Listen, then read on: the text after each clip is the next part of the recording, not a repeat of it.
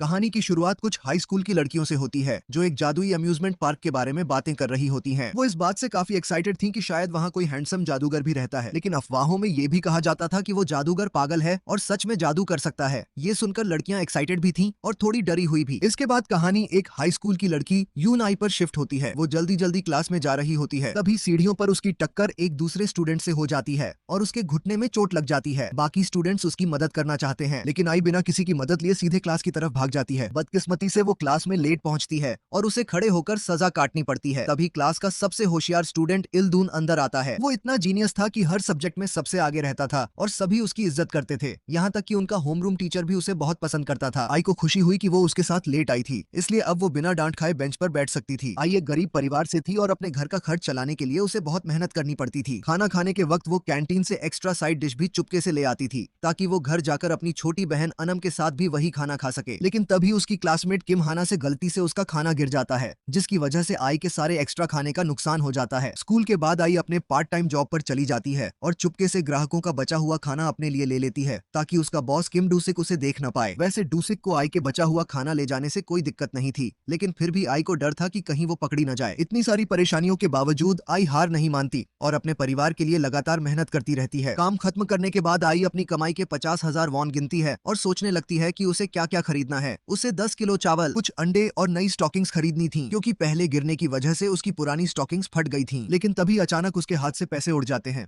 आई उन्हें पकड़ने की कोशिश करती है, लेकिन पैसे बार बार उसके हाथ से निकलते जाते हैं और आखिर में जाकर एक अजनबी के हाथ में पहुंच जाते हैं जिसका नाम लियोल था। वो आई से पूछता है कि क्या वो जादू पर विश्वास करती है। ये सुनकर आई डर जाती है और वहां से सीधे अपने घर भाग जाती है। घर पहुंचने पर आई की छोटी बहन अनम उसका स्वागत करती है और उसके घायल घुटने के बारे में पूछती है, लेकिन आई का पूरा ध्यान लियोल द्वारा लिए गए पैसों पर था। घर में रखा थोड़ा बहुत खाना देखकर आई को एहसास होता है कि उनके पास रात का खाना बनाने के लिए भी कुछ नहीं बचा है। हालांकि अनम उसे खुश करने के लिए कहती है कि उसने स्कूल में पहले ही 3 बार खाना खा लिया था और अब उसे बिल्कुल भूख नहीं है। तभी आई को अपनी जेब में एक मैजिक शो का इन्विटेशन मिलता है, लेकिन उसकी खुशी ज्यादा देर नहीं टिकती, क्योंकि तभी मकान मालकिन वहां आती है और वो काफी समय से बाकी किराए के पैसे मांगने लगती है। आई उससे जल्द ही किराया देने का वादा करती है, लेकिन इस वक्त उसके पास एक भी पैसा नहीं था। अगले दिन जब आई क्लास में आती है तो इल्दून नोटिस करता है कि उसने अभी भी वही फटी हुई स्टॉकिंग्स पहन रखी हैं। उसे आई की हालत देखकर थोड़ा बुरा लगता है, क्योंकि वो जानता था कि आई के लिए घर चलाना कितना मुश्किल था। लेकिन इससे पहले कि वो कुछ कह पाता, हाना पीछे से आकर उससे पूछती है कि वो आई को इतनी गौर से क्यों देख रहा है। इल्दून बस इतना कहता है कि ये उसका मामला नहीं है और वहां से चला जाता है। लेकिन हाना इतनी आसानी से पीछे हटने वाली नहीं थी। वो आई की गरीबी का सच पूरी स्कूल के सामने लाने का फैसला करती है, इसलिए वो मौका देखकर आई की डेस्क के नीचे 50,000 वॉन रख देती है। जब आई को वो पैसे मिलते हैं तभी हाना वहां आती है और ऐसा दिखाती है जैसे उसके पैसे वहीं गिर गए हों। फिर वो आई के पास बैठे इल्दून से पूछती है कि क्या उसने उसके पैसे देखे हैं। आई के मन में पैसे रखने की इच्छा भी थी और पकड़े जाने का डर भी, इसलिए वो चुप रहती है। लेकिन आई को नहीं पता था कि हाना दूर से इस पूरी बातचीत की रिकॉर्डिंग कर रही थी। आई अपनी आंखों में आए आंसुओं को रोकती है और उसे एहसास होता है कि हाना जो कर रही है वो बिल्कुल गलत है। उसी शाम आई उस सुनसान अम्यूजमेंट पार्क में वापस जाती है और उल से अपने पैसे वापस मांगती है। वहां पहुंचकर वो हैरान रह जाती है, क्योंकि उल पहले से ही उसका इंतजार कर रहा था और उसे अपने खास मेहमान की तरह अंदर बुलाता है। आई उससे इन्विटेशन कार्ड फेंक देने के लिए माफी मांगती है, लेकिन उल बस मुस्कुराता है और कहता है कि वो इन्विटेशन कार्ड शुरू से ही आई के पास था। आई वहां बैठकर मैजिक शो देखने लगती है। शो देखकर उसे बहुत हैरानी और एक्साइटमेंट महसूस होती है और कुछ देर के लिए वो अपनी सारी परेशानियां भूल जाती है। लेकिन उल का जादू यहीं खत्म नहीं होता। वो आई को तरह तरह के मैजिक ट्रिक्स दिखाकर हैरान करता रहता है। पहले वो एक कार्ड ट्रिक करता है और आई से अपनी जेब चेक करने को कहता है। वहां आई को वही कार्ड मिल जाता है। आई फिर से अपने पैसे मांगती है, लेकिन उल उसके पैसों को एक कागज में बदल देता है। इससे आई चिढ़ जाती है और कहती है कि ये मैजिक तो बहुत बोरिंग है, लेकिन उल तुरंत अपनी ट्रिक बदल देता है और उस कागज को 2 नोटों में बदलकर आई को दे देता है। आई को थोड़ी शर्मिंदगी महसूस होती है, लेकिन फिर भी वो पैसे ले लेती है।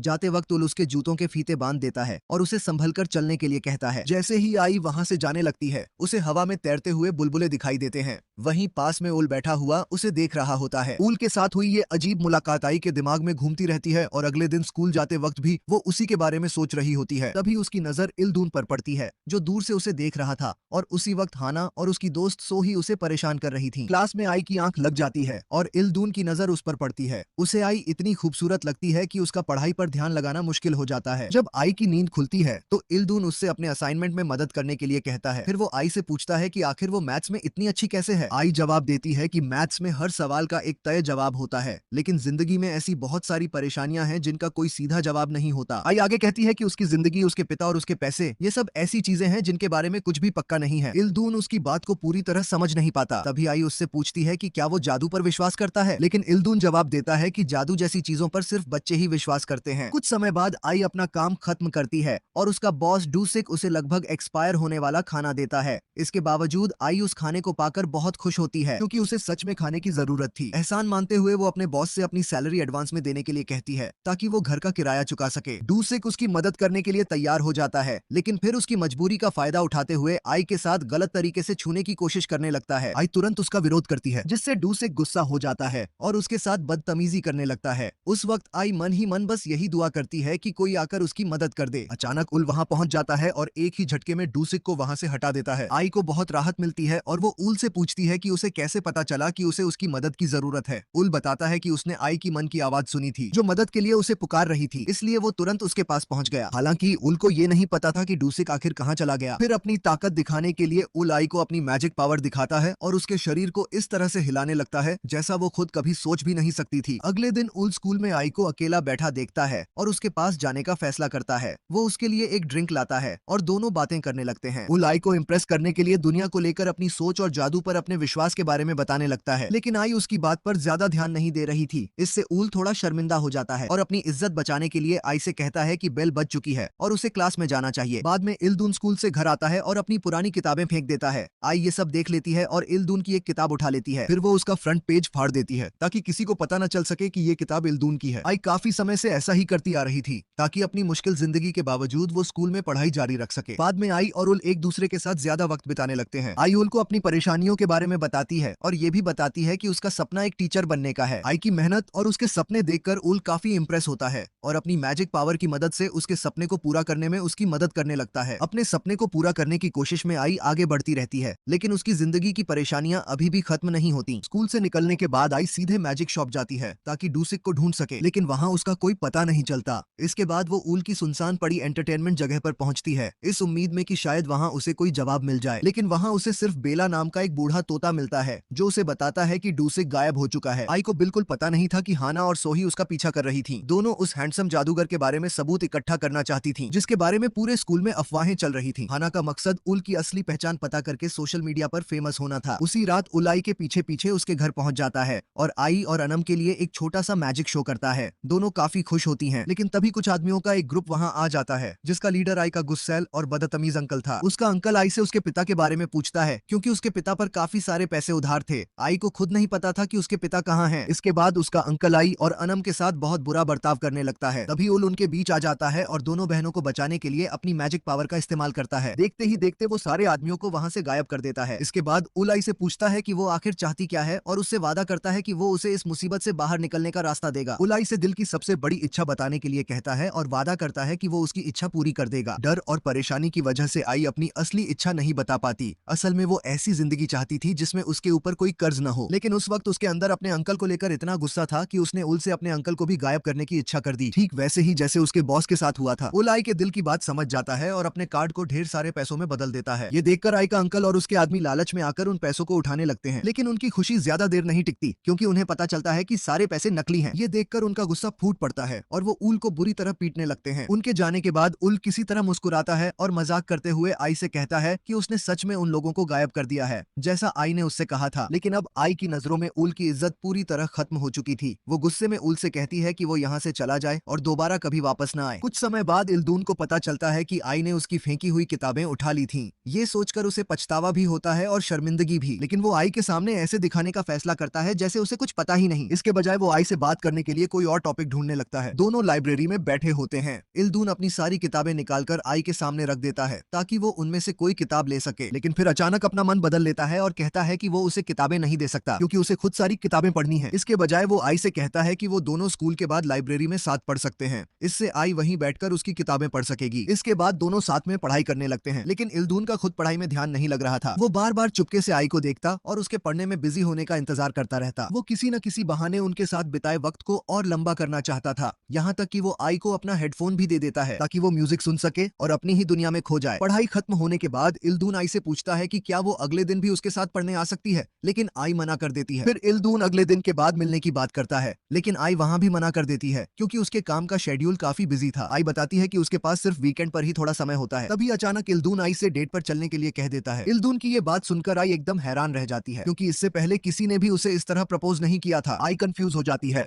उसे पता था कि दोनों की सोशल स्टैंडिंग काफी अलग है, लेकिन दूसरी तरफ इल्दून की सच्चाई और उसकी अच्छी नेचर भी उसे पसंद थी। आई सीधे जवाब देने से बचने के लिए कोई बहाना बनाने लगती है क्योंकि वो इल्दून के दिल को ठेस नहीं पहुंचाना चाहती थी। आई का जवाब सुनकर इल्दून थोड़ा दुखी हो जाता है, लेकिन वो ऐसा दिखाने की कोशिश करता है जैसे उसे कोई फर्क ही नहीं पड़ा। वो कह देता है कि वो तो बस मजाक कर रहा था, लेकिन इसके बाद दोनों के बीच थोड़ा अजीब सा माहौल बन जाता है। कुछ देर बाद इल्दून वहां से चला जाता है और आई अकेली बैठकर सोचती रह जाती है। दूसरी तरफ हाना, जो एक सोशल मीडिया इन्फ्लुएंसर थी, ऊल के जादू को कैमरे में रिकॉर्ड करके अपनी ऑनलाइन फॉलोइंग बढ़ाना चाहती थी। वो अपनी दोस्त सोही को साथ लेकर जाती है, जो पूरे मामले को अपने फोन में रिकॉर्ड कर रही थी। दोनों ऊल के ठिकाने पर पहुंचती हैं और उसे अपनी मैजिक पावर साबित करने के लिए चैलेंज करती हैं। हाना ऊल से कहती है कि वो चाकू से उसकी परछाई पर वार करके दिखाए। ऊल पहले तो ऐसा करने से हिचकिचाता है, लेकिन हाना के बार बार कहने और सोही के हौसला बढ़ाने पर वो आखिरकार ऐसा करने के लिए तैयार हो जाता है। हाना घबराते हुए इंतजार करती है कि उल उसकी परछाई पर चाकू से वार करे, लेकिन तभी वो अचानक रुक जाती है और उल से आई के साथ उसके रिश्ते के बारे में सवाल करने लगती है। आई का नाम सुनते ही उल थोड़ा अनकंफर्टेबल हो जाता है और अपना मैजिक शो रोक देता है। तभी जैसे किस्मत ने बीच में एंट्री ली हो, अचानक बिजली गिरती है, लाइट्स झपकने लगती हैं और कुछ पल के लिए पूरी जगह अंधेरे में डूब जाती है। उल इसी मौके का फायदा उठाकर चुपचाप वहां से निकल जाता है। जाने से पहले वो हाना के जरिए आई के लिए एक मैसेज छोड़ता है और उसे अपने पास आने के लिए कहता है। वहीं दूसरी तरफ घर पर इल्दून आई को अपने दिल की बात बताने के बाद काफी परेशान था। धीरे धीरे उसे एहसास होने लगता है कि उसकी पढ़ाई में इतनी सफलता सिर्फ उसकी अपनी मेहनत या महत्वाकांक्षा की वजह से नहीं थी, बल्कि उसके माता पिता का उस पर बहुत ज्यादा प्रेशर भी था। वो चाहते थे कि इल्दून उसी फील्ड में कामयाब हो जिसे उन्होंने उसके लिए चुना था। यहाँ तक कि उसके एग्जाम खत्म होने के बाद उसके पिता भी उससे पूछते हैं कि वो इनाम के तौर पर क्या चाहता है, जिसके जवाब में इल्दून बिना सोचे बोल देता है कि उसे आई चाहिए, लेकिन अपने पिता की नाराजगी से बचने के लिए तुरंत अपनी बात बदल देता है और कहता है कि उसे नया आईपैड चाहिए। अगले दिन स्कूल में हाना इल्दून को बताती है कि पहाड़ी पर रहने वाला जादूगर उल सच में मौजूद है और उसका आई के साथ रिश्ता भी है। ये सुनकर इल्दून हैरान रह जाता है और उसे हाना की बात पर यकीन करना मुश्किल लगता है। वो सोचता है कि हाना आई के बारे में ऐसी अजीब बातें आखिर क्यों फैला रही है। हाना को आई पसंद नहीं थी, फिर भी इल्दून उससे कहता है कि अगर उसके पास कोई बात है तो उसे फैक्ट बताने चाहिए, अफवाहें नहीं फैलानी चाहिए। थोड़ी देर बाद आई वहां पहुंचती है और हाना उसे बताती है कि उल अपने ठिकाने पर उसका इंतजार कर रहा है। आई उल के पास पहुंचती है और उसे डांटते हुए कहती है कि उसके बारे में ऐसी अफवाहें फैलाने से उसके क्लासमेट्स उसके खिलाफ हो सकते हैं। लेकिन आई को नहीं पता था कि इल्दून भी वहां पहुंच चुका है ताकि हाना की बात झूठी साबित कर सके, मगर वहां पहुंचकर वो खुद देख लेता है कि हाना जो कह रही थी वो सच था। ये देखकर इल्दून बुरी तरह हैरान रह जाता है। वहीं उल आई से कहता है कि उसे किसी ऐसे इंसान की जरूरत है जो उसकी जिंदगी की पूरी कहानी सुन सके। उल को आई के फोन में अपनी माँ को भेजे गए सारे मैसेज के बारे में भी पता था, जबकि आई की माँ तक उनमें से एक भी मैसेज नहीं पहुंचा था। आई उल से अपना फोन छीनने की कोशिश करती है, लेकिन इसी दौरान टेबल पर रखा पानी गिर जाता है और वहां रखे कागज पूरी तरह गीले हो जाते हैं। तभी आई को हैरानी होती है क्योंकि गीले कागज पर अचानक उसकी माँ को लिखे हुए सारे मैसेज दिखाई देने लगते हैं। उसी वक्त उसका फोन लगातार बजने लगता है क्योंकि उसकी माँ उन मैसेज को पढ़ रही थी जो उसे पहले कभी मिले ही नहीं थे। अब आई उल की असली पहचान जानने के लिए और भी ज्यादा एक्साइटेड हो जाती है, लेकिन उल बस इतना ही बताता है कि वो एक जादूगर है। आई को उसका असली नाम तक नहीं पता था, वो उसे सिर्फ एक जादूगर के तौर पर ही जानती थी। अगले दिन आई अकेली बैठी अपनी माँ को याद करके दुखी होती है जो उसे छोड़कर चली गई थी। आई के लिए अपनी माँ का चले जाना मौत से भी ज्यादा दर्दनाक था, इसलिए उसके लिए ये मान लेना आसान था कि उसकी माँ मर चुकी है, बजाय इसके कि वो ये स्वीकार करे कि उसकी माँ उसे छोड़कर चली गई थी। आई को इस बात का भी पछतावा होने लगता है कि अगर उसकी माँ ने सच में वो सारे मैसेज पढ़ लिए हैं तो उसने अपनी दिल की बातें आखिर लिखी ही क्यों थी। दूसरी तरफ इल्दून अभी भी हाना का साथ नहीं देता, जबकि हाना ने उल के होने और आई के साथ उसके रिश्ते की बात सच साबित कर दी थी। इल्दून फिर भी आई का बचाव करता है और यहाँ तक कहता है कि अगर हाना आई के बारे में झूठी बातें फैलाती रही तो वो उसके खिलाफ मानहानि का केस भी कर सकता है। अगर हाना बात को ज्यादा आगे बढ़ाती है तो उसे 2 साल तक की जेल और 50 लाख वॉन तक का जुर्माना हो सकता था। बाद में इल्दून आई को स्कूल के पीछे मिलने के लिए बुलाता है। वहाँ वो आई से कहता है कि वो एग्जाम में जानबूझकर गलत जवाब दे दे ताकि इल्दून क्लास में नंबर 1 बना रहे। आई को समझ आ जाता है कि इल्दून सच में चाहता है कि वो एग्जाम में फेल हो जाए। ये बात उसके आत्मसम्मान को बहुत ठेस पहुंचाती है। पूरी रात आई इसी बात को लेकर सोचती रहती है। एक तरफ उसके अपने सपने थे और दूसरी तरफ इल्दून के लिए उसके मन में भावनाएं थीं। काफी सोचने के बाद आई आखिरकार इल्दून की 5 लाख वॉन की डील मान लेती है, भले ही इसके लिए उसे अपना आत्मसम्मान ही क्यों न दबाना पड़े। दरअसल उसे पता चला था कि उसकी छोटी बहन अनम के पास स्कूल की फील्ड ट्रिप पर जाने के लिए पैसे नहीं थे, इसलिए आई को लगा कि अपने परिवार की मदद करने के लिए उसे ये मौका छोड़ना नहीं चाहिए। लेकिन हाना उनकी इस डील को गलत समझ लेती है। वो दोनों को हाथ पकड़े देखती है और मान लेती है कि आई और इल्दून डेट कर रहे हैं। उसे ये नहीं पता था कि आई ने वो पैसे सिर्फ अपनी बहन की खातिर लिए थे। एग्जाम वाले दिन आई एक अजीब सी परेशानी में फंस जाती है। सारे सवाल उसके लिए आसान थे, लेकिन उसे जानबूझकर उनके गलत जवाब देने थे ताकि इल्दून क्लास में नंबर 1 बना रहे। उसे अंदर से बहुत बुरा लग रहा था, लेकिन उसने इल्दून से वादा किया था और वो अपना वादा तोड़ना नहीं चाहती थी। उस रात आई कुछ देर के लिए अपनी सारी परेशानियां भूलने अम्यूजमेंट पार्क चली जाती है। वहाँ घोड़े वाली मूर्ति पर बैठकर उसे अपनी माँ याद आती है और वो पुराने खुशहाल दिन याद करती है जब वो दोनों इसी पार्क में साथ आया करती थी। तभी अचानक उल वहाँ आ जाता है और आई से कहता है कि स्ट्रेस कम करने के लिए उसे गोंडोला राइड करनी चाहिए। लेकिन इस बार उल कुछ अलग करने वाला था। उसने पूरे प्लेग्राउंड के सारे स्विच ठीक कर दिए थे ताकि सारे गेम्स दोबारा चालू हो सके। आई को पता ही नहीं चलता कि उल चुपके से एक जादुई मंत्र बोलता है, अनारा सुमोनारा, और तभी घोड़े वाली मूर्ति अचानक जिंदा हो जाती है और आसमान में उड़ने लगती है। आई ये देखकर बेहद खुश हो जाती है और उस जादुई राइड का मजा लेने लगती है। कुछ देर बाद उल आई से कहता है कि उसे थोड़ी देर के लिए पढ़ाई, ग्रेड्स, टाइम और पैसों की टेंशन भूल जानी चाहिए। उल का मानना था कि अगर आई थोड़ी देर के लिए मैजिक सीखने पर ध्यान दे तो उसका दिमाग शांत हो सकता है। आई पहले से ही अपनी जिंदगी की परेशानियों से काफी थक चुकी थी, इसलिए वो मैजिक सीखने की कोशिश करने के लिए तैयार हो जाती है। जब आखिरकार रिपोर्ट कार्ड मिलते हैं तो आई को पता चलता है कि इल्दून भी क्लास में फर्स्ट आया है। लेकिन इल्दून के मन से आई को लेकर होने वाला गिल्ट खत्म नहीं होता। वो अब भी आई से अपना स्कूल का सारा काम करवाने लगता है और हर सब्जेक्ट के लिए उसे 2 लाख वॉन देने तक की बात करता है। आई इन सब चीजों से थक जाती है और थोड़ी राहत पाने के लिए फिर से अम्यूजमेंट पार्क चली जाती है। वहीं उसे मैजिक में सच में दिलचस्पी होने लगती है। उसे महसूस होता है कि मैजिक उसकी परेशानियों से थोड़ी देर के लिए उसे दूर कर सकता है। आई को पता नहीं था कि इल्दून चुपके से उसका पीछा कर रहा था और उस पर नजर रख रहा था। उसे बिल्कुल पसंद नहीं था कि आई उल के इतने करीब होती जा रही है। दूसरी तरफ उल को इल्दून के वहां होने की पूरी जानकारी थी, लेकिन वो जानबूझकर उसे नजरअंदाज करता रहा। कुछ समय बाद इल्दून को एक जादूगर की तरफ से इनविटेशन लेटर मिलता है और अब उसकी दिलचस्पी आई और उल के रिश्ते को लेकर और भी बढ़ जाती है। आई खुद भी उल के बारे में ज्यादा कुछ नहीं जानती थी। उसे उसका बैकग्राउंड तक नहीं पता था, यहाँ तक कि उसका असली नाम भी नहीं पता था और ये भी नहीं मालूम था कि वो अच्छा इंसान है या नहीं। फिर भी आई उल का बचाव करती है और इल्दून से कहती है कि उसे उसकी पर्सनल लाइफ में दखल देने का कोई हक नहीं है। आई लगातार उल से मिलने जाती रहती है और धीरे धीरे मैजिक के बारे में और ज्यादा सीखती जाती है। एक दिन उसे आखिरकार उल का असली नाम पता चल जाता है और उसे ये भी पता चलता है कि इल्दून को इनविटेशन लेटर भेजने वाला जादूगर भी वही उल है। एक दिन जब आई उल से मिलने जाती है तो वहाँ उसकी मुलाकात वुन्नी नाम की एक प्रेग्नेंट महिला से होती है। वुन्नी दावा करती है कि वो उल की पत्नी है। ये सुनकर आई हैरान रह जाती है क्योंकि उसे बिल्कुल अंदाजा नहीं था कि उल शादीशुदा है। वहीं दूसरी तरफ इल्दून की जलन बढ़ती जा रही थी। वो आई और उल की हर एक्टिविटी पर नजर रखने लगता है, लेकिन इसी दौरान मैजिक को लेकर उसकी अपनी दिलचस्पी भी बढ़ने लगती है और वो कुछ बेसिक मैजिक ट्रिक्स सीखना शुरू कर देता है। एक बार फायर मैजिक करने की कोशिश में इल्दून के हाथ में चोट लग जाती है, जिसके बाद उसे कुछ समय के लिए मैजिक से ब्रेक लेना पड़ता है। अगले दिन आई को एक बेहद बड़ा झटका लगता है। उसे पता चलता है कि उसके पिता रात में उसके जमा किए हुए सारे पैसे लेकर गायब हो गए हैं। अब उसके पास कोई रास्ता नहीं बचता, इसलिए वो स्कूल में अपना नाम साफ करने के लिए इल्दून के पैसे वापस करने का फैसला करती है। भारी मन के साथ आई ने अपने होमरूम टीचर के सामने ये भी कबूल कर लिया कि उसके और इल्दून के बीच ये डील हुई थी। अगले दिन स्कूल में आई को हैरानी होती है जब इल्दून को बेस्ट बिहेवियर स्टूडेंट का अवार्ड मिल जाता है। बाद में पता चलता है कि इल्दून के माता पिता और स्कूल ने पूरी सिचुएशन को इस तरह से पेश किया था जैसे इल्दून एक बहुत दयालु और नेक स्टूडेंट हो जो आई जैसे गरीब बच्चों की पैसों से मदद करता है। ये बात आई के आत्मसम्मान को और भी ज्यादा तोड़ देती है और वो अपने क्लासमेट्स के सामने खुद का बचाव तक नहीं कर पाती। इसके बाद इल्दून स्कूल के पीछे आई से मिलता है और उससे कहता है कि उसे उसके लिए बुरा महसूस हो रहा है क्योंकि अपनी कायरता की वजह से वो सबके सामने आई का बचाव नहीं कर पाया। आई उससे कहती है कि अगर उसके पास भी इल्दून जैसी सारी सुविधाएं होती तो वो भी उन लोगों से नाराज होती जिन्होंने उसे सबके सामने शर्मिंदा किया। लेकिन आई ये भी समझ जाती है कि उसके जैसे गरीब इंसान के लिए कम से कम स्कूल से निकाला न जाना भी बहुत बड़ी बात है और इसके लिए उसे शुक्रगुजार होना चाहिए। धीरे धीरे वो इस सच्चाई को स्वीकार कर लेती है कि इल्दून के परिवार जैसे अमीर लोगों या फिर पूरे स्कूल के खिलाफ खड़ा होना उसके लिए आसान नहीं है। स्कूल के बाद आई उल से मिलती है और उससे कहती है कि अब वो मैजिक सीखना बंद करना चाहती है। आई को लगता है कि वो अपना वक्त बर्बाद कर रही है और अब उसे कोई पार्ट टाइम जॉब ढूंढकर पैसे कमाने चाहिए। उल उसे मैजिक जारी रखने के लिए समझाने की कोशिश करता है, लेकिन आई अपना फैसला नहीं बदलती। वो अपनी जिंदगी खुद संभालना चाहती थी और किसी दूसरे की दया या एहसान पर निर्भर नहीं रहना चाहती थी। उल आई का फैसला समझ जाता है और उससे वादा करता है कि वो आगे भी जिस तरह हो सकेगा उसकी मदद करेगा। वहीं दूसरी तरफ इल्दून घर पहुंचता है तो देखता है कि उसकी माँ उसका सारा मैजिक का सामान एक कचरे के बैग में डाल रही है। दोनों के बीच इल्दून के मैजिक के शौक को लेकर बहस होती है और उसकी माँ उसे ऐसी बेकार चीजों में अपना वक्त बर्बाद करने से मना कर देती है। इल्दून बहुत परेशान हो जाता है क्योंकि उसके माता पिता उससे पढ़ाई में बहुत ज्यादा उम्मीदें रखते हैं, लेकिन उसका दिल मैजिक में ही लगता था। अगले दिन स्कूल में हाना आई और इल्दून के पास एक फ्लैश ड्राइव लेकर आती है। वो दावा करती है कि वो चुपके से उल के घर में गई थी और वहाँ की सारी एक्टिविटीज रिकॉर्ड करके लाई है। हाना दोनों को वीडियो देखने से पहले चेतावनी देती है कि वो खुद को संभाल कर रखें क्योंकि वीडियो में जो दिखने वाला है वो काफी शॉकिंग हो सकता है। आई और इल्दून की जिज्ञासा बढ़ जाती है और दोनों तुरंत स्कूल के कंप्यूटर पर वो वीडियो देखने लगते हैं। फ्लैश ड्राइव में जो कुछ दिखाई देता है वो उनकी सोच से भी परे था। वीडियो में इल्दून को एक आदमी से लड़ते हुए और लगभग उस पर चाकू से हमला करते हुए दिखाया जाता है। वहीं पीछे उल ये दावा करता हुआ नजर आता है कि वो एक असली जादूगर है। ये सब देखकर आई और इल्दून दोनों बुरी तरह कंफ्यूज हो जाते हैं। वीडियो देखने के बाद आई सीधे अम्यूजमेंट पार्क जाकर उल से इसका जवाब मांगने का फैसला करती है। वहाँ उसे उल हाथ में चाकू लिए दिखाई देता है, लेकिन उल उसी चाकू का इस्तेमाल बच्चों के सामने एक मैजिक ट्रिक करने के लिए करता है। आई को राहत मिलती है कि उल किसी खतरनाक काम में शामिल नहीं है और वो सच में एक अच्छा जादूगर है। इस बीच उल को लेकर हाना की जिज्ञासा और बढ़ जाती है।